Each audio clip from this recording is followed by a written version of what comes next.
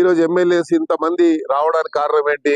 ఈరోజు ప్రకాష్ గౌడ్ అని, ఉట్టి ప్రకాష్ గౌడ్ కాదు, నిన్న మొన్న నాతోని దగ్గర 10 మంది ఇంకా మాట్లాడారు. 10 మంది అడిగారు. నేను చెప్పాను కాంగ్రెస్ పార్టీలో నేను ఉన్నాను కాబట్టి నాకు తెలుసు కాంగ్రెస్ పార్టీలో స్వేచ్ఛ అనేది మనకు sky is the limit. Congress పార్టీలో మీరు వచ్చి ఎలాంటి ఇబ్బందుల గురి గారు మేము అది బాధ్యత మేము తీసుకుంటాము. ముఖ్యమంత్రి గారిని ఎప్పుడంటప్పుడు కలవచ్చు. కష్టపడ్డ ప్రజలు ఆదరించారు, గెలిచిన.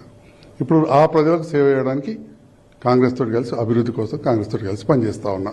ఈ ప్రభుత్వంతో కలిసి నియోజకవర్గ అభివృద్ధిని దృష్టిలో పెట్టుకొని నియోజకవర్గ ప్రజల కోరిక మేరకు ఈరోజు పార్టీలో చేరడం జరిగింది. నా తోటి వచ్చిన మిత్రులకు ఇంకా రాబోయే వాళ్ళకి అందరికీ నేను ప్రత్యేకంగా ధన్యవాదాలు తెలియజేస్తూ మీ అందరికీ ధన్యవాదాలు. Thank you. నేను మళ్ళీ బీఆర్ఎస్ పార్టీలోకి వెళ్తున్నానన్నమాట అబద్ధం. ఎందుకంటే ఒక్కసారి నేను డెసిషన్ చేసి భద్రాచలం అభివృద్ధి కొరకు కాంగ్రెస్ పార్టీ అయితే అభివృద్ధి చెందుద్దని ఏదైతే నా గురువు గారైన పొంగులేటి శ్రీనివాస్ రెడ్డి గారి ద్వారా నేను కాంగ్రెస్ పార్టీలో జాయిన్ అయ్యాను.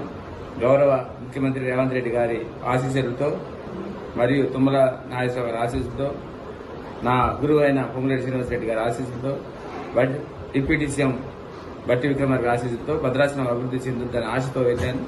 అదే ఆశతో ఉన్నాను తప్ప వేరేదైతే ఎటువంటి అపోహ చెందొద్దు. ఇది బీఆర్ఎస్ ప్రాపగండా అని నేను ఖచ్చితంగా చెప్తున్నాను. ప్రజల అభివృద్ధి, ప్రజలు నాకు ఆశీస్సులే ఉన్నాయి. ప్రజలు అభివృద్ధే నాకు ముఖ్యమని మీకు తెలుపుతున్నాను. మీరు ఎటువంటి అపోహ చెందితే నేను కాంగ్రెస్ పార్టీని కొనసాగుతున్నాను. నా మీద మనం ప్లాన్ చేసుకొని ముందుకెళ్దామని చెప్పి కూడా వారు చెప్పడం జరిగింది. సంతోషంగా స్వీకరించి అన్కండిషనల్గా నేను నా మిత్రులు, నా శ్రేయోభిలాషులు, కార్పొరేటర్స్, సీనియర్ నాయకులు, సహచర మిత్రులందరితో కలిసి ఈరోజు జాయిన్ అవడం జరిగింది. గౌరవ ముఖ్యమంత్రి రేవంత్ రెడ్డి సమక్షంలో ఈరోజు పార్టీ మారడం జరిగింది. రైతుల కష్టాలు తీరాలనే ఆకాంక్షతో నేను ఈరోజు వారి నాయకత్వంలో, రేవంత్ రెడ్డి గారి నాయకత్వంలో కాంగ్రెస్ పార్టీలో వచ్చాం.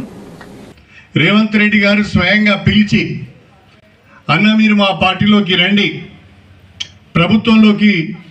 ప్రభుత్వానికి మీ అనుభవం అవసరం, మీ నియోజకవర్గ అభివృద్ధిని మీరు ఊహించిన దానికంటే బ్రహ్మాండంగా చేద్దామని చెప్పి వారు నన్ను కాంగ్రెస్ పార్టీలోకి ఆహ్వానించడం జరిగింది. ఈ నియోజకవర్గం యొక్క అభివృద్ధిని దృష్టిలో పెట్టుకొని ప్రభుత్వము అండ ఉంటేనే, ప్రభుత్వ సహకారం ఉంటేనే అభివృద్ధి చేయగలుగుతామని ఆలోచించి నేను కాంగ్రెస్ పార్టీలోకి వచ్చి సంవత్సరం కావస్తున్నది.